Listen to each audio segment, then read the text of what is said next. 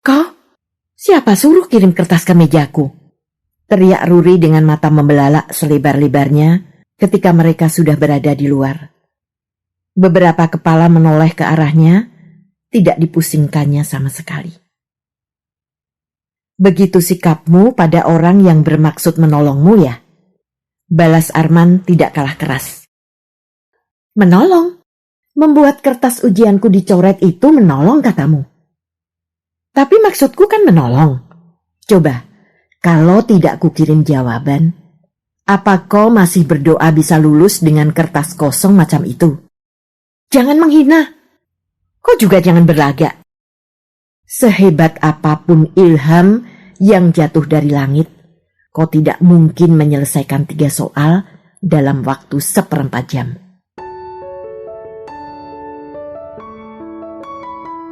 Jangan marah lagi, Ruri. Karya Tuti Nonka. Narator Hanifah Abu Marzuki.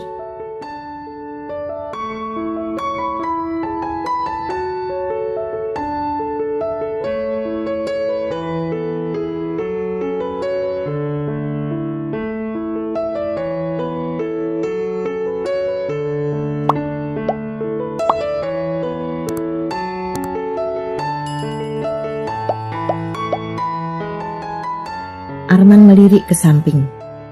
Barangkali banyak kepinding di kursi pojok itu, pikirnya. Atau ada paku jahil yang suka menyodok pantat. Ruri gelisah betul. Sebentar melonjorkan kakinya, sebentar berikutnya menopang dagu. Sebentar berikutnya lagi menyandarkan punggung sambil menggigit-gigit ujung pulpennya. Pikiran tentang kepinding atau paku jahil di kursi itu cuma ejekan Arman saja. Ejekan yang tak berani disuarakannya. Lantaran ruangan sunyi senyap, walau 110 butir kepala bertebaran di sana. Dia tahu kenapa Ruri kelabakan macam kura-kura ditelentangkan. Lirikan sekali lagi pada kertas pekerjaan gadis itu makin memperkuat keyakinannya. Kertas pekerjaan Ruri masih bersih.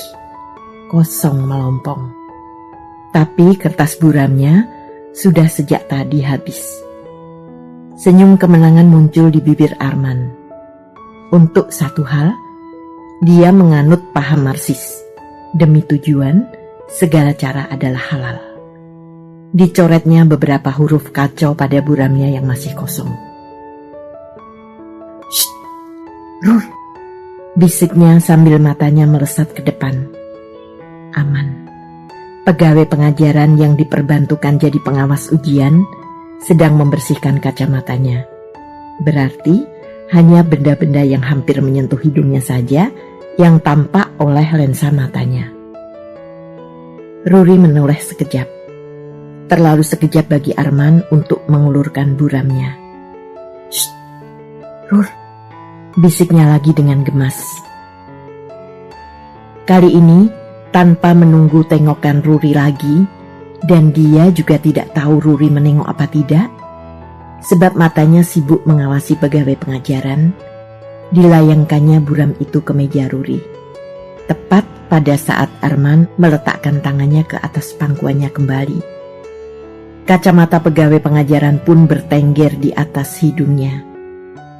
Segera mata kucingnya berputar ke segenap penjuru ruangan, mengawasi gerak-gerak yang mengundang kecurigaan.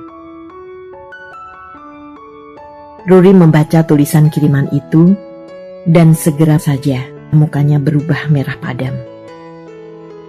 Mau lulus tidak? Aku sedia jawaban dari nomor 1 sampai 4. Dan besok kita bisa berlibur ke Kaliurang. Kurang ajar. Hampir meledak dada Ruri saking marahnya. Dikatupkannya bibirnya rapat-rapat. Darah yang dipompa jantungnya seakan mendidih, membuat sekujur tubuhnya panas membara. Dikepalkannya tinjunya kuat-kuat, hingga urat-urat pada pergelangannya yang putih menonjol keluar. Kertas murah itu nyaris robek ketika Ruri mencoretkan jawabannya dengan segenap kegeraman. Kau pikir aku mau menjual diri untuk 4 jawaban soal, kunyuk? makanlah sendiri olehmu jawaban ngawur itu. Dilipatnya kertas itu menjadi bentuk kecil yang tebal. Setelah mencuri pandang pada kacamata pegawai pengajaran, ditimpukannya kertas itu ke hidung Arman. Arman mengusap-ngusap hidungnya. Diliriknya lipatan kertas yang jatuh ke lantai, di bawah kursi Rusdi yang duduk di depannya. Hati-hati dilolosnya kakinya dari sepatu dan menjepit lipatan kertas itu dengan jari kakinya. Ruri marah sekali. Marah paling besar dari segala marah yang dirasakannya dalam 3 hari ini. Sekaligus tersinggung, terhina. Arman benar-benar kurang ajar. Makinya dalam hati, sapi, monyet, badak. 2 hari yang lalu, Ruri terpaksa mengobral senyum pada Arman sejak habis ujian. Senyum manis yang selama ini diharamkannya bagi berandalan itu. Sebabnya, Arman yang ugal-ugalan itu ternyata punya otak cemerlang. 2 soal fisika yang sampai mati pun tidak akan dapat dikerjakan Ruri, dilahapnya dengan nikmat. Ruri masih mempertahankan keangkuhannya. Tidak sudi bertanya. Tapi ketika Arman dengan gerakan kilat menyelundupkan buram berisi jawaban 2 soal itu ke mejanya, Ruri terpaksa mengalah. Apa boleh buat? Daripada tahun depan duduk lagi di kursi yang sama, mengerjakan soal yang boleh jadi malah lebih sulit. Tak apalah menerima jasa seorang berandalan. Dan sebagai imbalannya, dia terpaksa menghalalkan senyum manis itu bagi Arman. Sebab dia toh bukan badak yang tidak tahu berterima kasih. Tapi di balik senyum itu, Ruri mengumpat habis-habisan. Si berandal itu telah berhasil mengalahkannya dengan TKO. Membeli senyumannya dengan 2 jawaban soal fisika. Lalu kemarin, diiringi 100 pasang mata yang memandang dengan geli, kasihan, atau malahan sentimen, mereka digiring keluar dari ruang ujian setelah pekerjaan mereka disilang dengan spidol merah setebal lidi. Waktu itu ujian matematika 3. Arman dengan gerakan kilat menyelundupkan buram ke meja Ruri. Tanpa diketahuinya, pada saat itu Pak Dimsiki, dosen matematika 3, masuk ruangan. Menangkap basah gerakan ilegal Arman. Kontan mereka berdua diberi kehormatan pulang duluan tanpa usah berharap dapat lulus semester ini. "Kau? Siapa suruh kirim kertas ke mejaku?" teriak Ruri dengan mata membelalak selebar-lebarnya ketika mereka sudah berada di luar. Beberapa kepala menoleh ke arahnya, tidak dipusingkannya sama sekali. "Begitu sikapmu pada orang yang bermaksud menolongmu ya?" balas Arman tidak kalah keras. "Menolong? Membuat kertas ujianku dicoret itu menolong katamu? Tapi maksudku kan menolong. Coba, kalau tidak kukirim jawaban, apa kau masih berdoa bisa lulus dengan kertas kosong macam itu? Jangan menghina. Kau juga jangan berlagak. Sehebat apapun ilham yang jatuh dari langit, kau tidak mungkin menyelesaikan 3 soal dalam waktu 1/4 jam. Waktu memang tinggal 1/4 jam ketika mereka angkat kaki dari ruang ujian. Ruri membanting kakinya dan melangkah cepat-cepat meninggalkan Arman. Wajahnya keruh, mirip kubangan habis diaduk kaki 10 ekor gajah. Di belakangnya, pada jarak 2 meter, Arman melangkah panjang-panjang menyusulnya. "Rur!"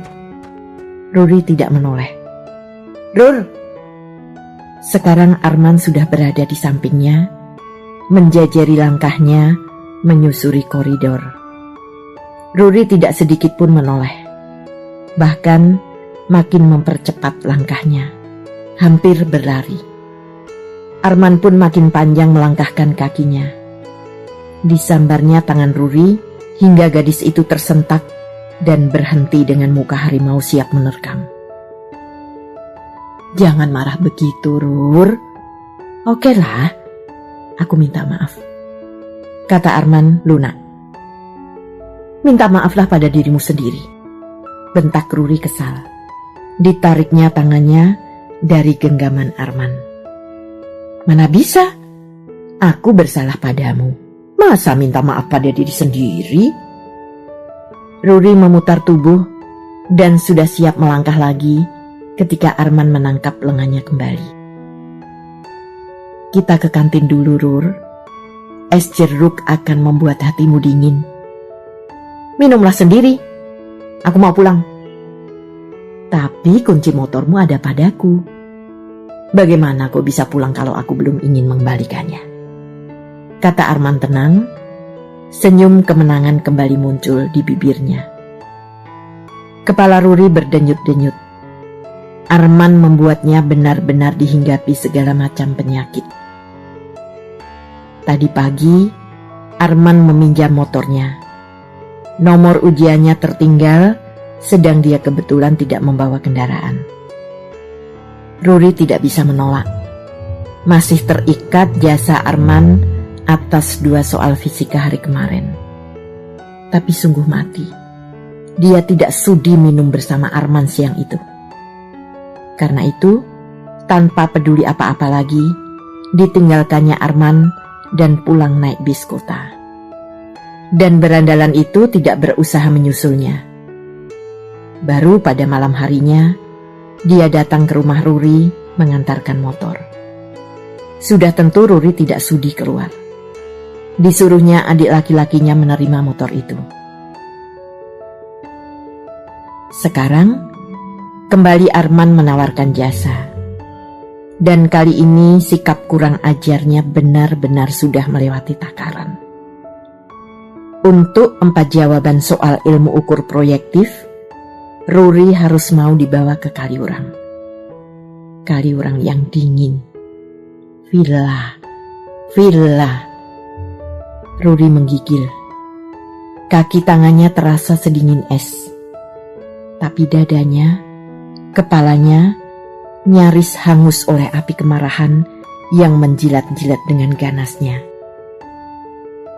Sebenarnya Ruri tidaklah bodoh benar.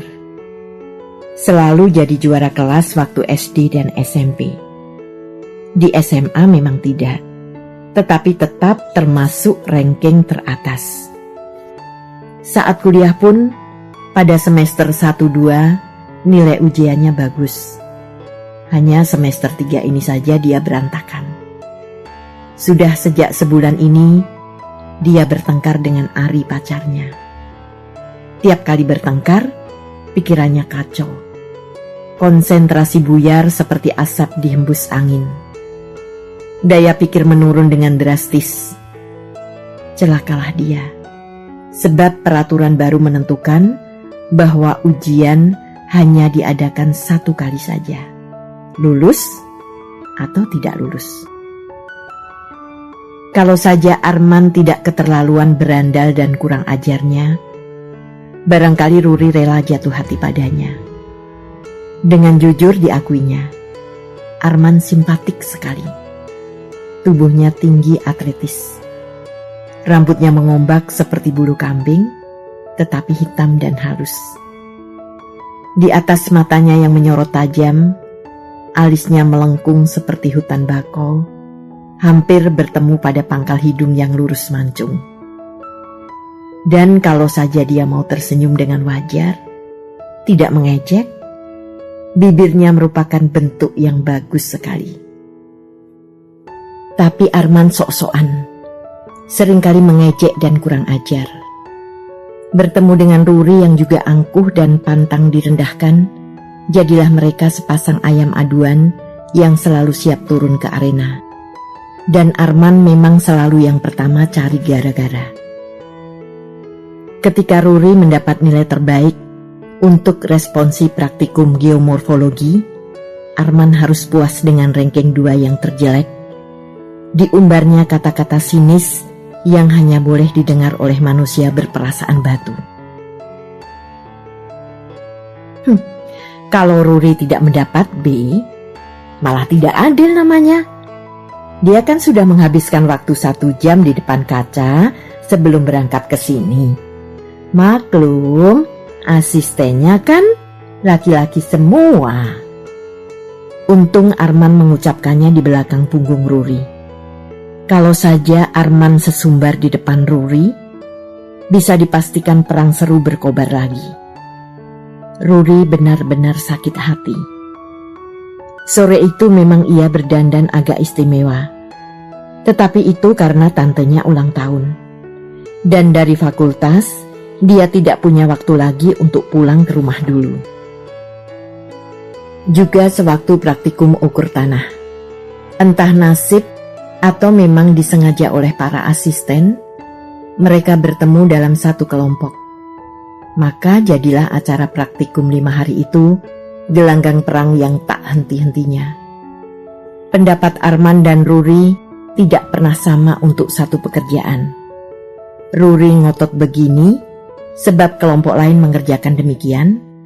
Arman berkeras begitu berdasarkan buku petunjuk praktikum. Biasanya pertengkaran baru selesai kalau asisten mereka ikut campur menyelesaikan. Selembar kertas melayang lagi ke meja Ruri. Nyaris diremasnya dan dilempar keluar jendela. Entah kenapa niat itu diurungkannya. Jangan takut, Rur. Aku tidak akan membawamu ke villa atau bilik gerumbul-gerumbul. Sumpah, kita jalan-jalan saja, oke? Ini jawabannya. Pokoknya kalau aku melihat kau menulis di kertas pekerjaanmu, berarti kau mau. Ruri menoleh ke samping. Matanya yang membelalak sebesar bandul jam dinding bertemu dengan senyum Arman. Sejenak Ruri tertegun, lupa bahwa dia sedang membelalak dengan marah. Belum pernah dilihatnya Arman tersenyum semanis itu, tanpa gores sinis sedikit pun. Sungguh, belum pernah. Tak pernah dibayangkannya mata itu dapat menatap dengan begitu bening, tidak diwarnai oleh nada mengejek atau kurang ajar. Ruri tidak percaya. Sekali lagi ditatapnya ke samping. Tetapi yang dijumpainya sama seperti tadi. Senyum Arman yang simpatik. Dan matanya bening. Oke, bisik Arman pelan. Ruri tidak menjawab. Dibuang pandangannya keluar jendela.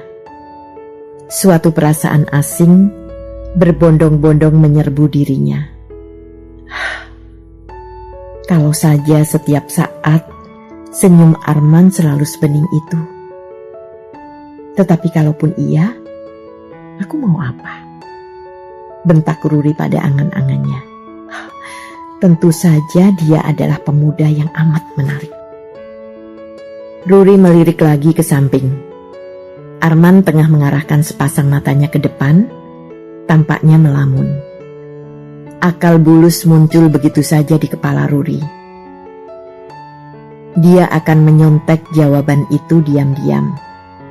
Meletakkan kertas folio kosong di atasnya untuk menutupi kertas jawabannya yang sebenarnya. Dan mengumpulkan cepat-cepat begitu waktu habis.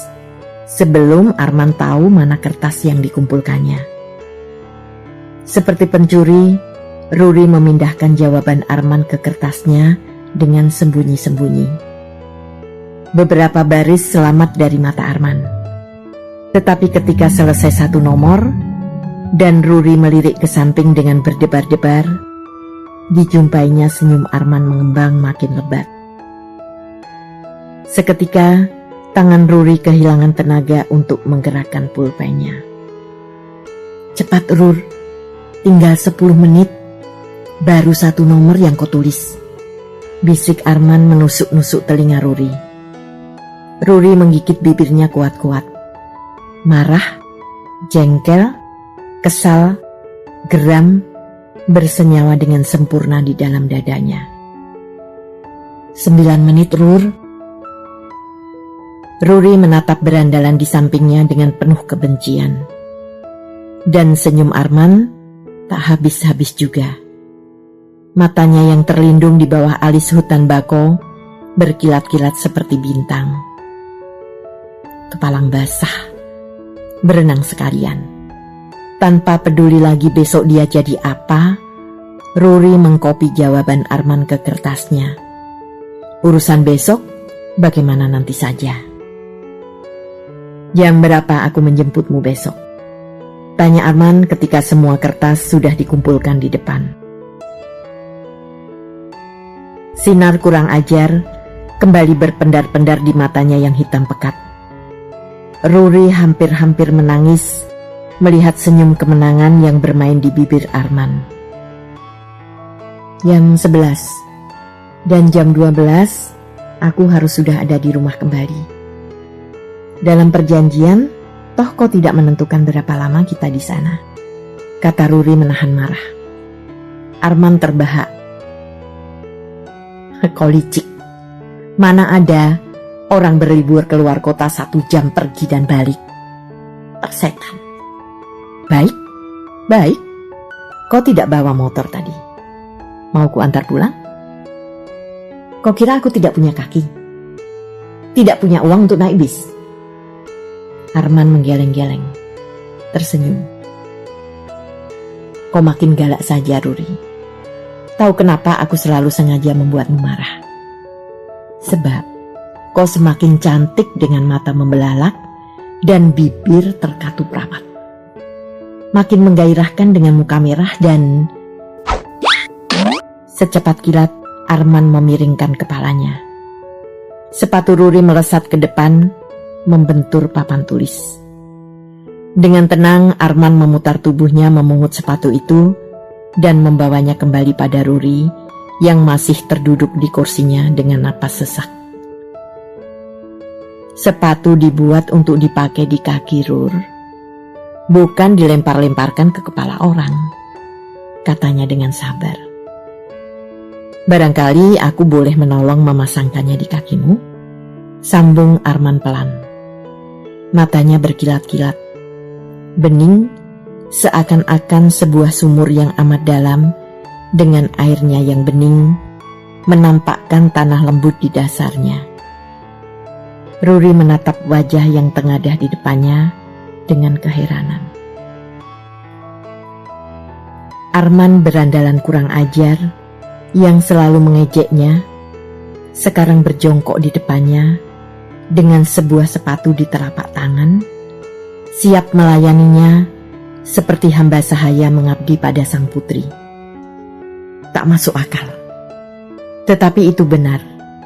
Dan wajah Arman seperti anak umur 5 tahun yang hanya tahu bahwa permintaan adalah untuk diluluskan, tidak untuk ditolak. Ruri bingung merasakan desir lembut yang lewat pulang pergi di dadanya. Mana marahmu, hei hati? Mana jengkelmu, hei jantung? Mana panasmu, hei kepala? Tidak usah, sahut Ruri pelan. Hei, kenapa suaramu jadi lunak, Ruri? Ruri gusar sekali pada hati, jantung dan kepalanya yang tidak mau lagi disuruhnya marah. Diambilnya sepatunya dari tangan Arman dan meluncur cepat-cepat dari kursinya. Aku mau pulang, katanya sambil melangkah ke pintu. Secepat Ruri meluncur dari kursinya, secepat itu pula Arman berdiri. Dipandanginya punggung gadis itu, tapi yang tampak hanyalah rambut hitam tebal sampai pinggang. Ku antar, Ruri, teriaknya sambil bertolak pinggang. Sudah ku bilang tidak. Ruri balas berteriak dari luar ruangan. Ruri merasa sangat aneh ketika berjalan keluar dari gedung fakultasnya. Yang ada di depannya adalah jalan aspal dan pohon akasia. Tetapi yang dilihatnya adalah sumur bening dan wajah bocah umur 5 tahun. Alis hutan bakau, rambut bulu kambing. Tidak salahkah matanya tadi? Bahwa di mata berandal itu ada kilat-kilat yang lembut tetapi bergulung-gulung dengan dahsyatnya.